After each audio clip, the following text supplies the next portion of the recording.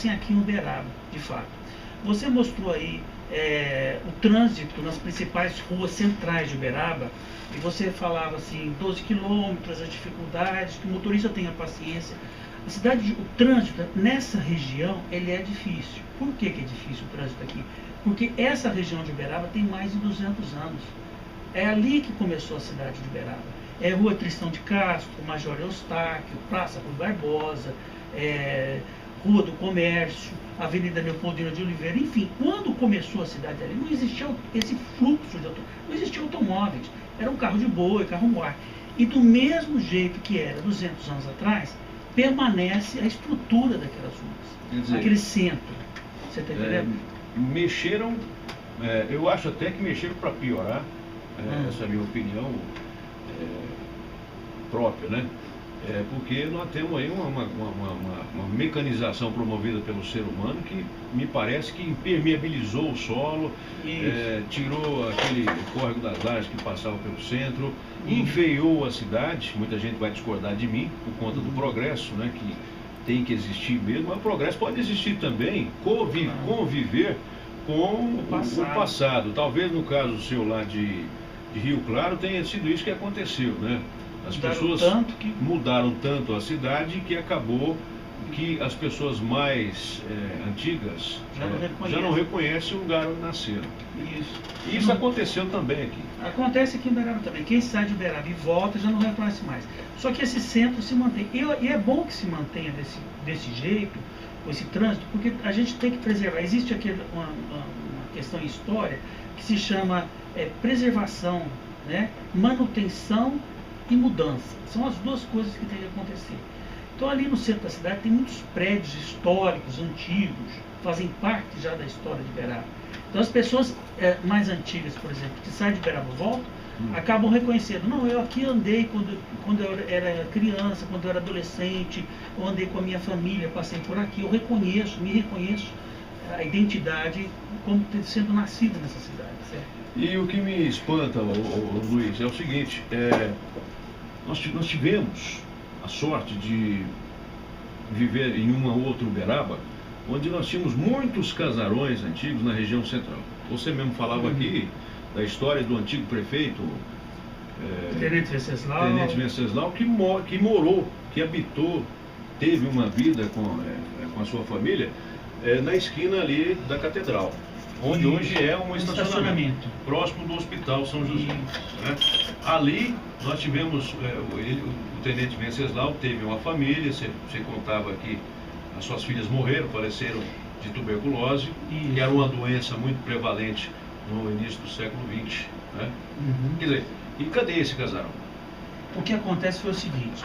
Esse e outros. Isso. Não, mas nesse casarão aqui a história foi diferente. Ele teve 9 filhos, morreram 7, e apenas 2 se mantiveram vivos. O que ele fez, o Tenente Venceslau? Ele vendeu o casarão e passou para uma outra família. Acontece que a outra família que passou a morar naquele casarão, quase todos os integrantes morreram com a mesma doença de tuberculose. Os familiares venderam também o imóvel. E a terceira família que morou naquele casarão, morreram todos os integrantes da família com a mesma doença de tuberculose. Resultado, acabou na cidade de Uberaba, mais ou menos na década de 20, de 30, tendo a crença de que aquele casarão era mal amaldiçoado. Você entendeu? Porque mau agouro. Eles resolveram demolir o casarão e nunca mais construíram nada naquele região, onde hoje é o estacionamento. Quer dizer que aquele estacionamento, mais ou menos, deve ter aquela região ali, aquele terreno, tem aproximadamente 100 anos. E ali, depois disso, nunca mais se edificou nada. Agora, a história do Tenente Venceslau, que é nome de rua no bairro Abadia, ele é interessante, porque ele era membro de um partido, o Partido Republicano Mineiro, prefeito da cidade, e os assessores dele, os colegas, os copartidários, os colegas de partido dele, ao invés de darem apoio a ele naquele momento difícil que eles estavam passando, resolveram sair, mudar de partido, sair e abandonar sozinhos. Deixaram ele à própria sorte. A própria sorte. Eles queriam, na verdade, dar um golpe e assumir a prefeitura. E todos saíram e mudaram de partido. E ele acabou ficando sozinho. A impressão que a gente tinha é de que ele abandonaria e pedia a exoneração do cargo do prefeito. Na verdade, na época se chamava agente executivo. Mas Alcaide. Não, é agente executivo. Alcaide é de antes, né? Antes, é mais anterior, né? Na época do Brasil Império. E o que aconteceu foi o seguinte: inesperadamente ele recebeu uma verba de Belo Horizonte, que na época já era capital do estado de Minas Gerais. Sim. E com essa verba ele conseguiu concluir o seu mandato, chegar até o final.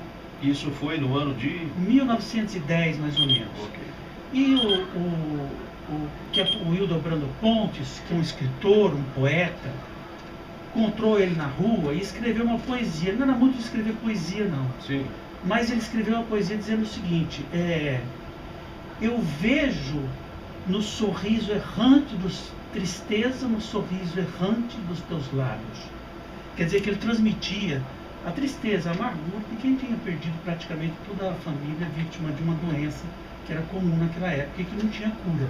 Curiosidades da cidade de Uberaba com o professor Luiz Henrique Celurali, que continua contando muito da história de Uberaba daqui a pouco aqui no nosso A Tarde Nossa. Já, gostaria que o senhor, professor, falasse um pouquinho da vida de quem foi Major Eustáquio, Capitão Domingos, Leopoldino de Oliveira, Guilherme Ferreira, essas figuras que dão hoje nome a avenidas importantes, escoadouros aqui da cidade de Uberaba. Voltamos já. 2 horas agora, 48 minutos. Como é que você está aí?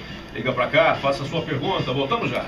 Meu amigo, você, minha amiga, continue com a gente aí, tá bom? Alô, Luzia, do bairro Tutunas. Um beijo pra você, Luzia. Alô, dona Léo, do Fabrício, que sempre quando liga pra gente, diz assim: olha, manda um alô, manda um abraço aqui pra mim, que eu tô com o rádio ligado o tempo todo, né?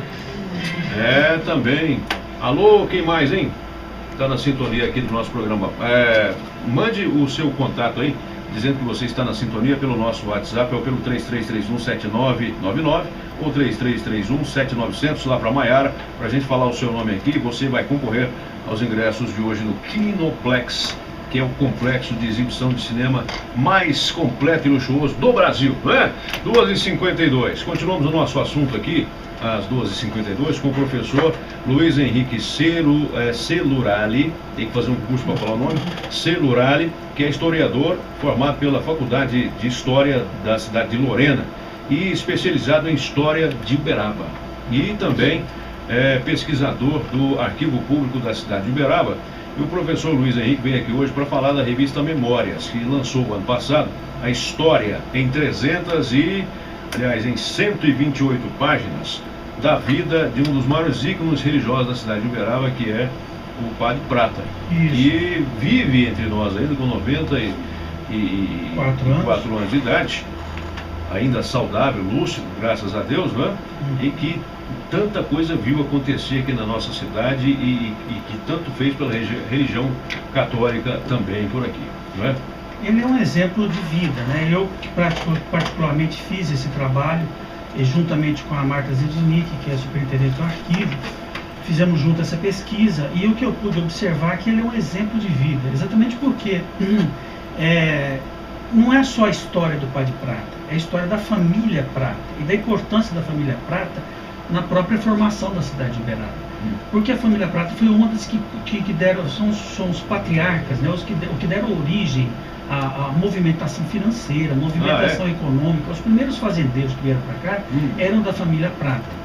Então, os seus ancestrais... a família Prata e outras famílias. Quais foram justamente essas primeiras ramificações familiares? Prata, o que a gente vê muito no século XIX, a família Prata, a família Borges, a família Oliveira, né, que é do Major Eustáquio da Silva Oliveira. Então, enfim, essas famílias, o Tristão de Castro, né, que deram origem à cidade de Uberaba.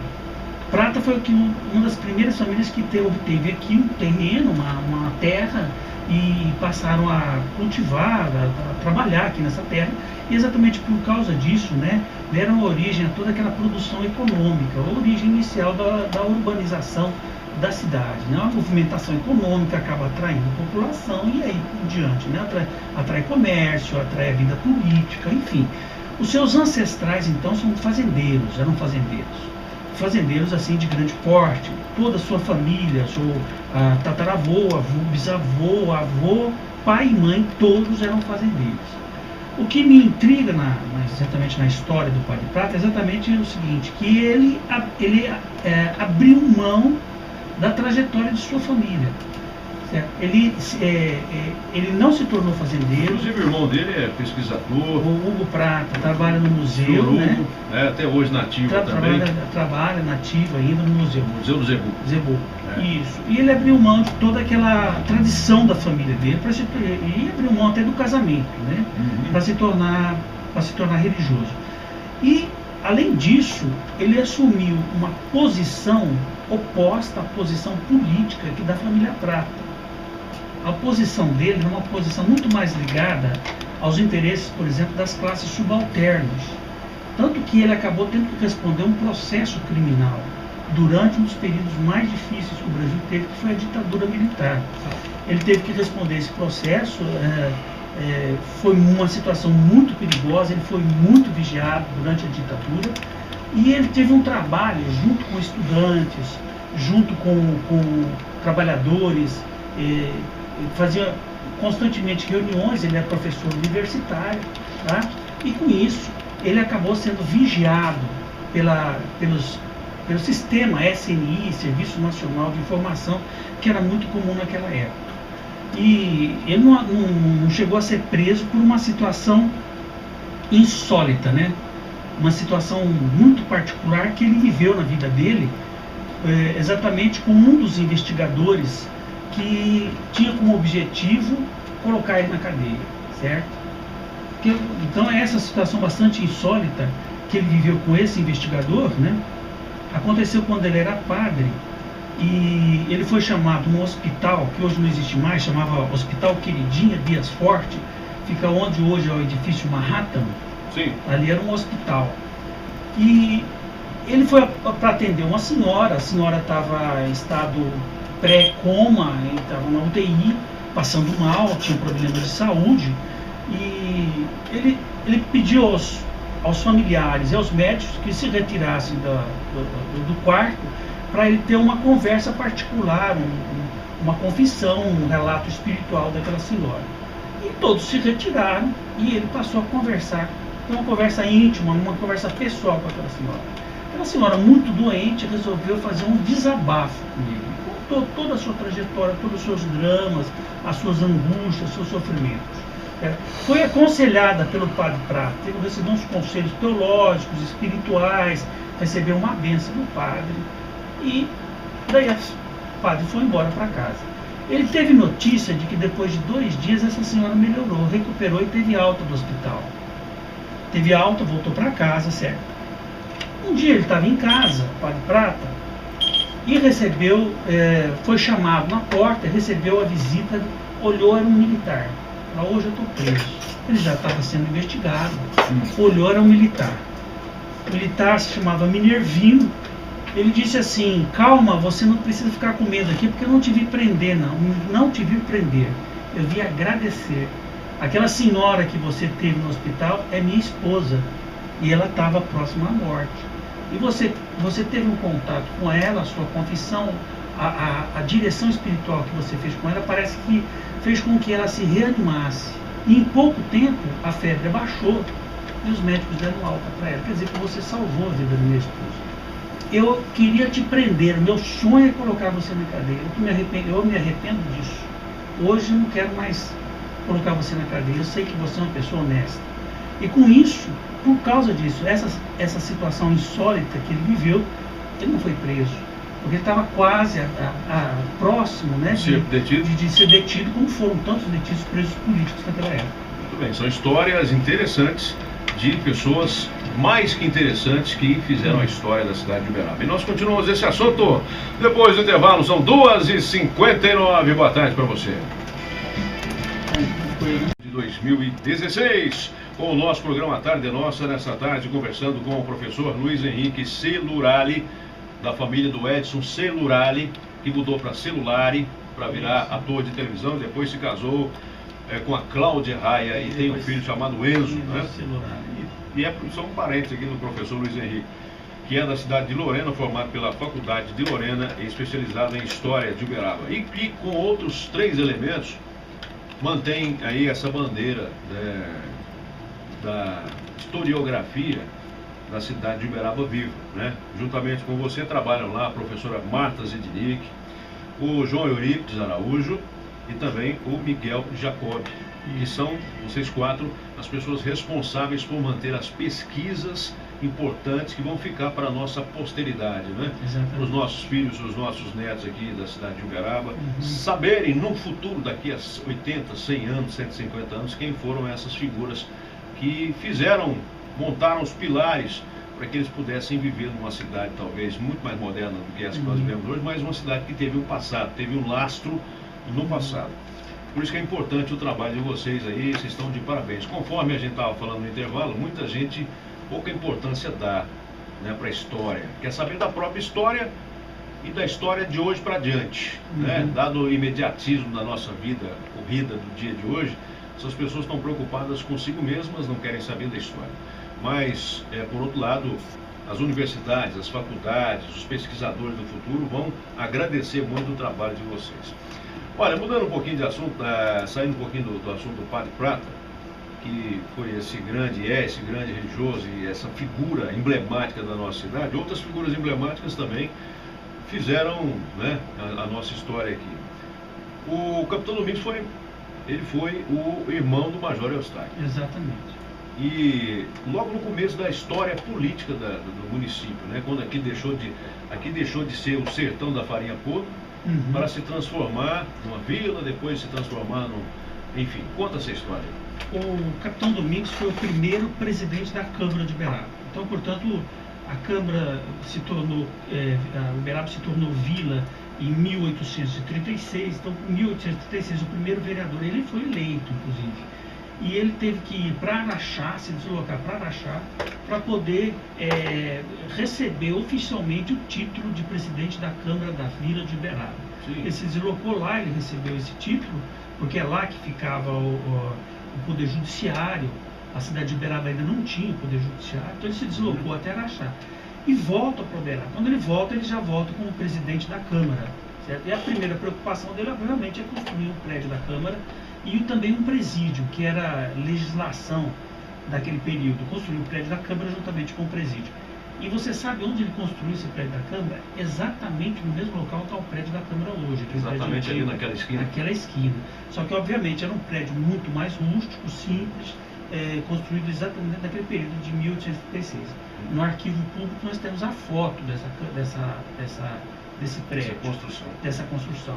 Então ele começou a viabilizar politicamente a estrutura da sociedade daquela época, né? As necessidades das pessoas, a questão da infraestrutura, as ruas, né? O nivelamento das ruas, a construção de pontes, construção de edifícios paralelos às ruas, para que elas não ficassem fora, né, fora do esquema lá do arruamento. Então, enfim, essas se tornaram as principais preocupações do Capitão Domingos. Ele fez uma administração voltada para construir a cidade de fato, ele conseguiu construir. Foi o primeiro presidente da Câmara, que seria equivalente hoje, porque naquela época... Quantos vereadores tinham naquela época, Luiz? Eu penso... Hoje nós temos 14. Eu penso que naquela época deviam ter 9 vereadores. 9 vereadores? Qual era a população de Uberaba naquele tempo? Em 1850, de acordo com Borges Sampaio, porque Uberaba, você tem que ver o seguinte, nós estamos presos ao tempo e espaço, como diz Einstein, né? Porque em 1850, Uberaba abrangia uma região muito maior do que abrange hoje. Então eles contaram a população daquela época e da área rural, que incluía, por exemplo, Água Comprida, Conceição das Alagoas, a cidade de Uberlândia, que era distrito de Uberaba. Então toda essa região era incluída na contagem da população, que tem aproximadamente, de acordo com, se não me falha a memória, aproximadamente 9 a 10 mil habitantes, contando escravos, que eram comuns na época, tudo incluído. 9 mil habitantes com 9 vereadores. Com 9 vereadores, você está entendendo? E todos eles assinavam a ata da Câmara, né, que é um documento que a gente... Tinha salário? Eu penso que eles não recebiam salário, pagamento naquela época não. Sim. Era como, me parece o seguinte, que eles recebiam o salário do trabalho deles, e não do trabalho de vereador. Era uma coisa bem para o povo mesmo. Para o povo, voltado para o interesse do povo. O segundo prefeito de Uberaba foi o irmão do Capitão Domingos? Foi o Major Eustáquio? Não. Quando veio o Major Eustáquio? O Major Eustáquio, na verdade, não foi prefeito de Uberaba. Ah, não foi? Nunca chegou a ser prefeito. Ele era major, ele tinha um título um título militar, né? Ele era sargento, de sargento passou a major. Ele veio para Uberaba e se instalou onde hoje é a Rua do Comércio, eu falei o nome do século XIX, Rua do Comércio. Hoje é Rua Arthur Machado. Sim. Aquele casarão onde tinha o Notre Dame, não sei se você lembra, Notre Dame de Paris, hoje onde é o grande hotel. Sim. Pois é ali que ele construiu uma casa. Foi uma das primeiras casas que tinha, foi construída por ele. Abaixo um pouquinho, ele construiu uma casa de ferreiro, onde seu escravo trabalhava como ferreiro, que é uma profissão importante naquela época.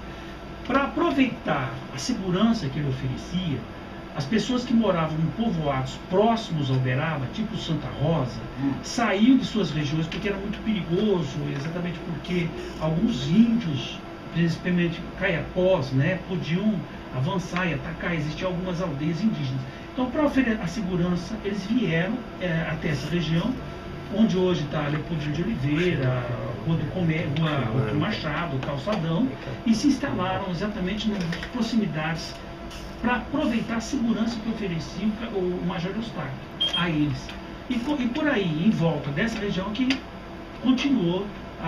começou a cidade de Uberaba. O Major Eustáquio é exatamente a importância, por isso que eu falo que ele foi o fundador, porque ele foi um dos primeiros homens que veio aqui instalar a sua casa, e com isso a vinda dele favoreceu a vinda de outras pessoas para cá.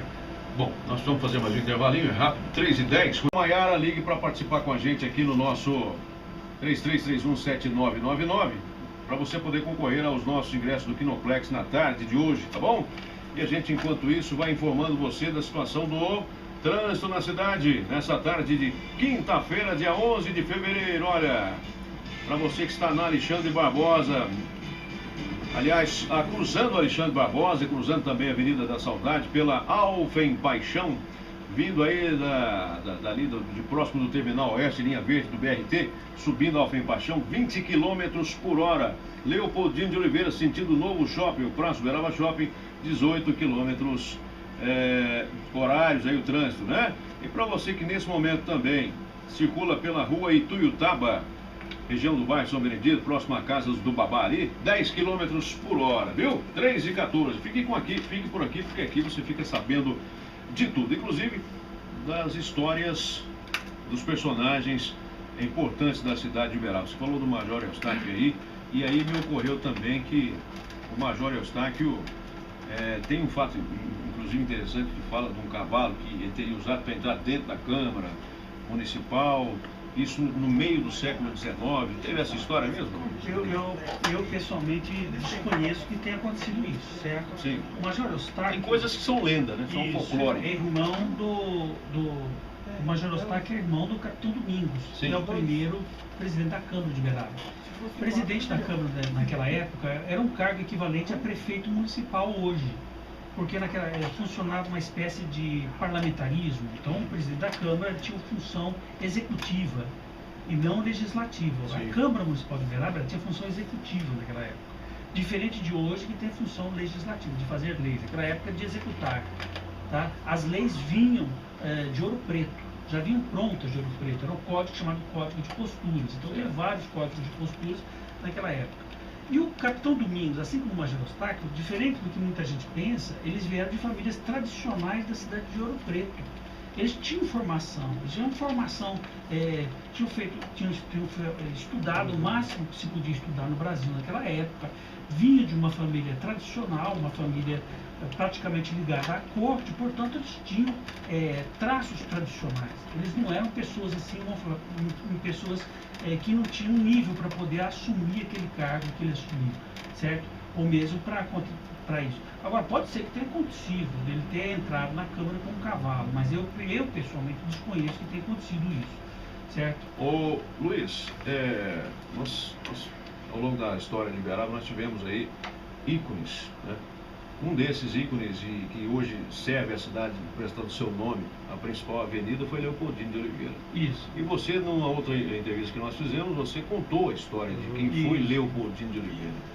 Eu gostaria que você contasse essa história de novo. No arquivo público eu fiz uma pesquisa sobre a vida de Leopoldino, que foi publicado num boletim informativo, eu tenho a impressão que em 1995, e a partir das informações que foram dadas por Ildebrando Pontes, pelo livro Ildebrando Pontes, História de Civilização da cidade de Uberaba.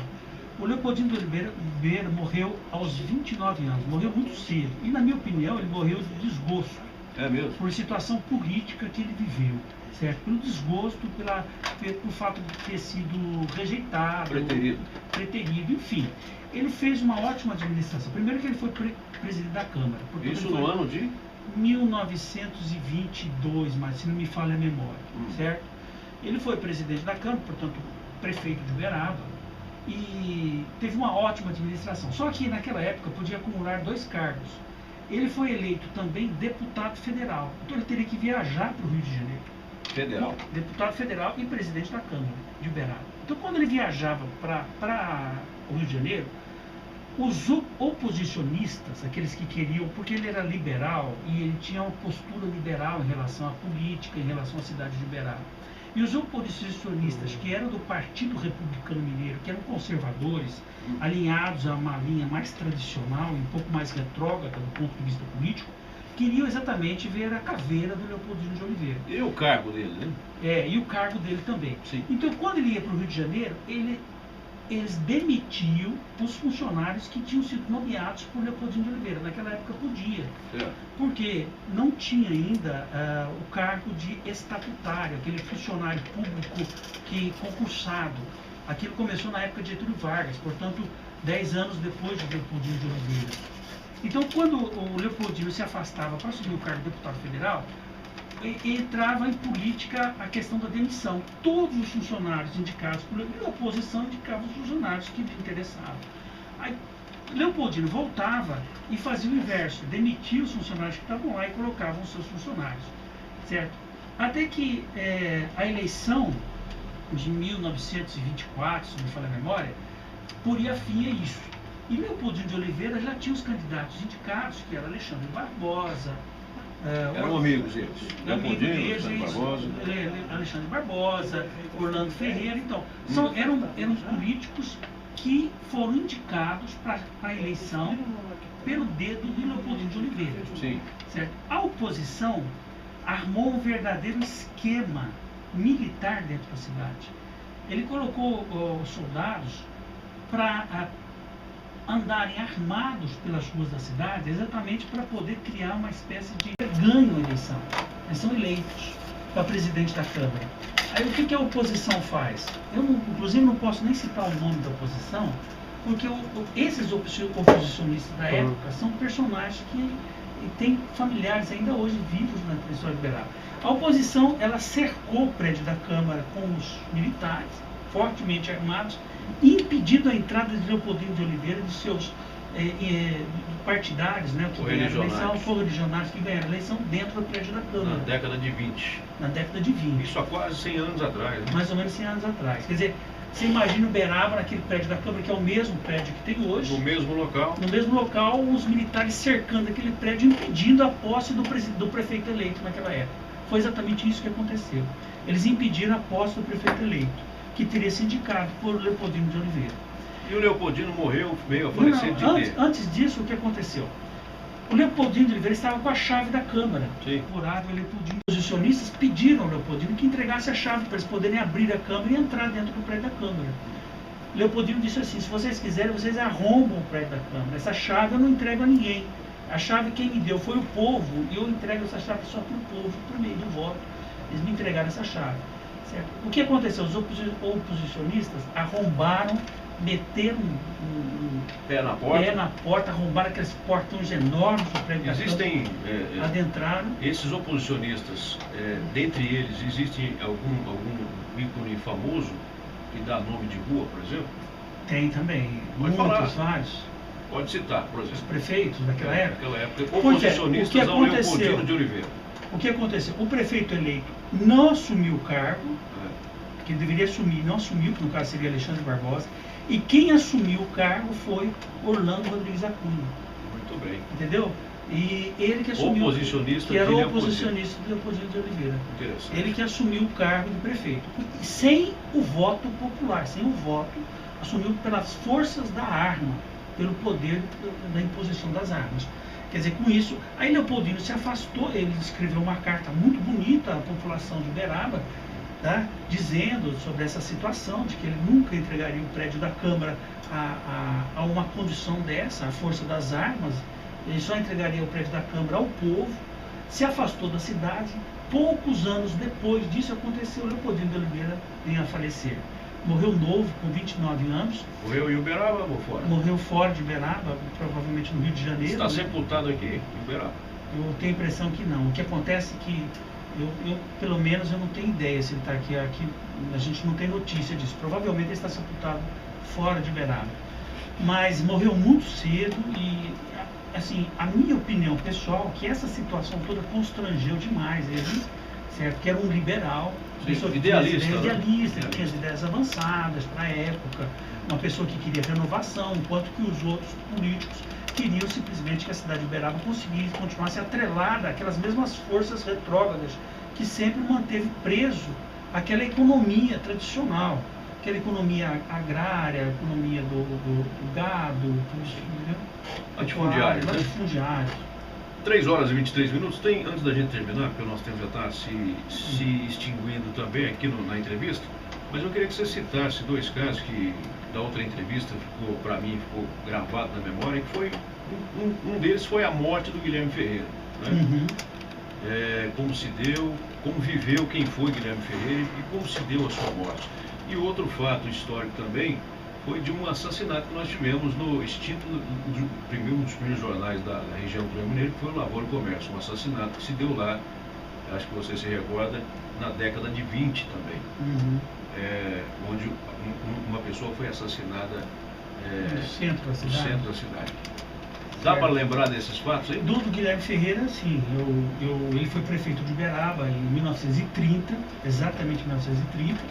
Ele foi o primeiro prefeito a assumir com o nome do prefeito. Ele é um homem muito ponderado, ele casou-se naquela época a primeira vez e não teve filhos e ficou viúvo, certo?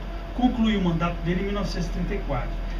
Qualquer historiador, estudante de história, pesquisador, que tem interesse em se debruçar sobre a história do Guilherme Ferreira, o arquivo tem uma rica produção daquela época, porque ele era muito organizado.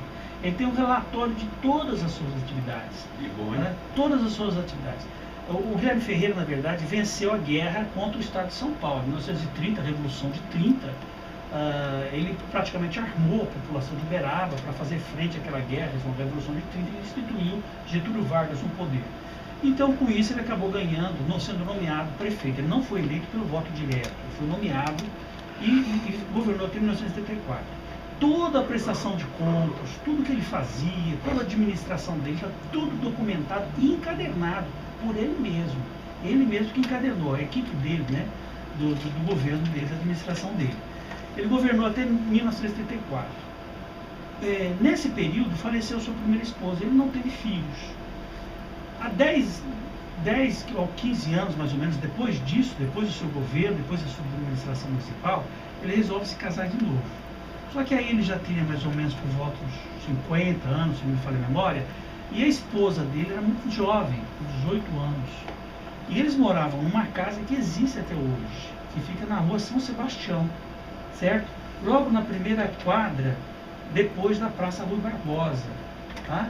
Um pouco antes de você chegar naquele Solar 17, em frente ao Solar 17, na rua de frente, um pouco antes da esquina, aquele sobrado, era a casa do Guilherme Ferreira. Ele morava com uma jovem, portanto casou-se com uma menina de 18 anos, e como uma menina de 18 anos, ela tinha costumes de adolescentes, que eram comuns naquela época. Ela ficava batendo papo com rapazinhos na porta da rua, etc. E a empregada comentava todos esses assuntos, com o Guilherme Ferreira. E aquilo ocasionava brigas intermináveis. Fazia a famosa fofoca. Fofoca. Veio aí, fulano estava conversando com a sua esposa. Isso. Isso acabou criando nele uma certa depressão, E ciúmes, né? Ciúmes, depressão, ele acabou indo para o Rio de Janeiro, fazendo um tratamento, voltou, as brigas continuaram, ela muito jovem, ela chegava a contar até que ele saía para trabalhar, via os colegas, ela saía e voltava um pouco antes dele chegar. Certo? Isso tudo está num processo que está no Arquivo Público de Uberaba, certo? Então, um processo, tem até a fotografia dela, né, nesse processo. Resumo da história. Um dia, a esposa chegou correndo na casa da empregada, no quartinho da empregada, bateu e falou: eu escutei um tiro vindo do quarto do Guilherme Ferreira. E eles correram em direção, chamaram os vizinhos, a porta estava trancada, os vizinhos arrombaram a porta e encontraram o Guilherme Ferreira em decúbito fetal, né? Com um banho de sangue e um revólver na mão. Então, a primeira opção que você tem é que aquilo teria sido um suicídio. Tá? Mas há controvérsias. Mas teve controvérsias na época, porque a empregada, como sempre fofoqueira, né, diz aos amigos, e disse assim, durante o inquérito, que viu na jaqueta da esposa do Guilherme Ferreira a chave da porta do quarto. Se a chave da porta do quarto estava na jaqueta dela, então a porta não devia estar fechada, né? Então houve na época a insinuação de que não teria sido suicídio, mas homicídio.